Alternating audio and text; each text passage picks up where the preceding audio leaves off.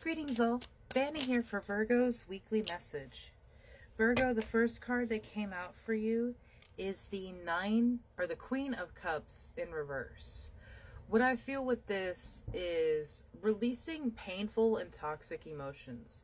These very much feel like pincers or stingers of a scorpion. And it is reminding me that sometimes people give us a drink that is laced. And I don't mean with like roofies. I mean with negative energy. So kitchen witchery is one of the most basic and easiest to explain forms of magic and, well, energy work. Because everyone always says, like, no one's food tastes as good as their mama's. Well, that's because whether intentionally or not, that food was made to go into their children who they love, or typically, I can't speak to every relationship and every family, but either way, it was built and cooked and created with the idea of nourishing and making you stronger. Now, people can do that similarly with other things that they give and feed you poison by pouring into it negativity or pouring around you negativity, around your thoughts negativity. Therefore, everything that you are consuming and thinking about yourself is of that lack energy, that low vibrational energy. A reversed Queen of Cups, there is a great need to respect your own boundaries and values right now, Virgo, because the Queen of Cups her cup is capped off because people cannot, will not, and do not have access to it. There is a rigorous process, and that's why this queen is so distraught. So, like, despite her best efforts, there was still something put into her cup that was not good, that was less than ideal, that was toxic or poison. And so, Spirit, what can we give Virgo? Awareness. There is awareness that is being brought into you right now. Maybe that poison came from a habit of yours, and that's why it was incepted into your own cup, is because it was allowed through you, through things that you did, places that you went, things that you consumed. You, like, when you're fasting and eating really healthy, and then suddenly you have a day where you just binge chocolate and junk food, that is a great example of putting into yourself toxicity that you know is not good for you. Now, I'm not going to blame you. God knows I myself am heavily into escapism, and a huge part of that escapism is food. But what we go back to right now, Virgo, is awareness. The change in the awareness. How our awareness dictates and influences the work that we do in our life, or how we live our life.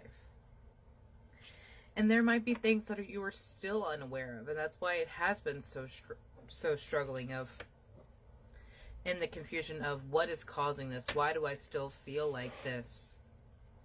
Because there is a part of you that does not see yourself as valuable as the rest of you. This could be the old fragment of an ego that is no longer the main front runner, or the ego that you identify as. This could be trauma or a painful memory, old energy that is still inside of you. And like, I myself was feeling it before this. I was having a huge release through my throat chakra from like my solar and heart. And even all of that, how you see yourself, how you love yourself, and how you speak about yourself, all of that is changing right now because we are falling away from the idea and notion that we don't deserve something. The idea and notion that we have to save ourselves from this painful situation, and we do not deserve to ask for help.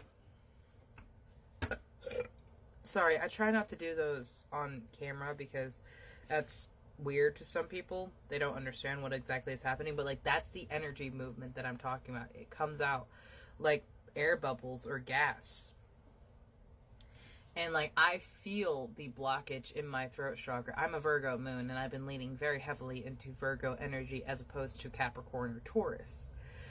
So I can understand that. And so Spirit, what energies of the sacred forest can you give us? Thank you. Standing stones, passage. There's going to be a lot of learning when you're going through this passage, but look at how similar it is to the Three of Wands. There's going to be a greater sense of awareness gained in this passage. There's going to be a greater sense of awareness, not even just from yourself and what it is you want, but who is moving forward. Which version of yourself is moving forward, and which version of yourself is being given back to spirit. I don't want to say left behind, because that goes back to this energy where you feel like you are outcasted from something. Oh wow. You have the wild rose fairy of love coming in for you. And this is part of your journey, whether I think it's cumulative. You learning to love yourself, loving life, and feeling you are deserving of love and receiving it yourself. So there's a lot of things that are going to be changing right now. There's a lot of things that are going to be growing. Because what grows out of the toadstools? Things that were old. Things that we finally had given up to spirit. Something was able to grow from it. Something was able to feed from it. And not in a negative way. The energy was repurposed. The energy was recycled, as all energy is. And when we were going through these standing stones and going through these passages, what you have to remember is that it is a meandering pathway. You will not get there when your ego believes that you should, because there is so much other things that you have to experience along this way, Virgo. There are many roads that you have to take and dip into to see, like, where it exactly is you are going. Because, like, yes, with this decision and to move forward with this passage and awareness, there is like, okay, I want to start moving towards this or working towards this, even if it's just you discovering yourself for the first time.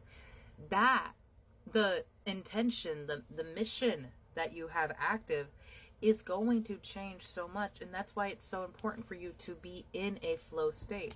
Because when you are manifesting your dreams, you have to give them the ability and space to grow in your life as much as you are growing in your life. Because co-creation like this, to this extent, requires a lot of space, breathing room, and adaptability. And all of that could be very challenging for you right now, Virgo. But I believe the hardest thing for you to do is to decide that you are worth going through the hard struggles that you have to go through to change and become the version of you that is finally ready to accept the happiness that you have always been worthy of. Yeah, this was a very hard road with a lot of onslaught, a lot of pressure, but you prevailed.